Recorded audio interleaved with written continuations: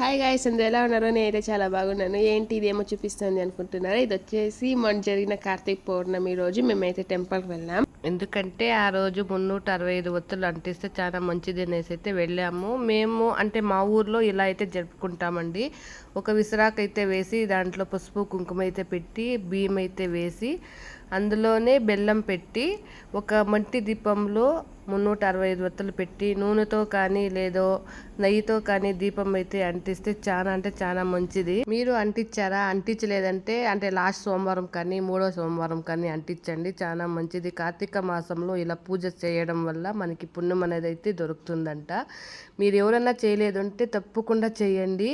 మా ఊర్లో అయితే 3 శివుని టెంపుల్స్ అయితే ఉన్నాయి. ఒకటైతే అమ్మ వాళ్ళ ఇంటి దగ్గర అయితే ఉందండి.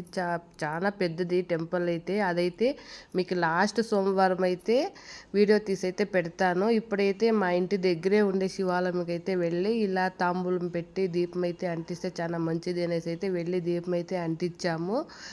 ఈ నెలలో నారికేళ దీపం, ముసిరి దీపం, అలాగే 360 దీపం అయితే అంటిస్తే చాలా మంచిదంట. అలాగే ఈ నెలలో ఒక్కరోజైనా ఉపవాసం ఉంటే చాలా మంచిదంట. నేనైతే 3 దినాలైతే ఉపవాసం అయితే ఉందాము అనుకున్నానండి.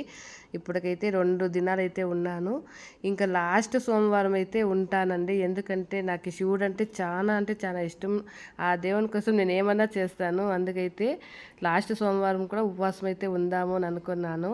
కార్తీక పున్నమి రోజు కూడా ఉపవాసం ఉండి దీపం పెడితే చాలా మంచిది అన్నారు. అందుకైతే ఆ రోజు ఉపవాసం ఉండి సాయంకాలం సంధ్యాకాలంలో అయితే వెళ్ళి దీపం అయితే పెట్టానండి. నాకైతే చాలా అంటే చాలా సంతోషమైంది. ఇంకా క్రౌడ్ అయితే చాలా అంటే చాలా మంది ఉన్నారు. అంతా చూసుకొని వచ్చేపాటికే 1 అవర్ పైన అయింది. అండ్ చాలా బ్లెస్డ్గా అయితే ఫీల్ అవుతున్నాం. మీరు వెళ్ళారా? వెళ్ళలేదంటే తప్పకుండా ఈ కార్తీక మాసంలో వెళ్ళి పూజ చేసుకొని అయితే వచ్చేయండి. అండ్ ఇది గైస్ మా వీడియో మీకు నచ్చితే లైక్ చేయండి. అండ్ ఇలాంటి వీడియోస్ కోసం కామెంట్ చేయడం మాత్రం మర్చిపోకండి. నెక్స్ట్ వీడియో బ్లాగ్లో మీట్ అవుదాం. Until then stay tune. Okay, bye.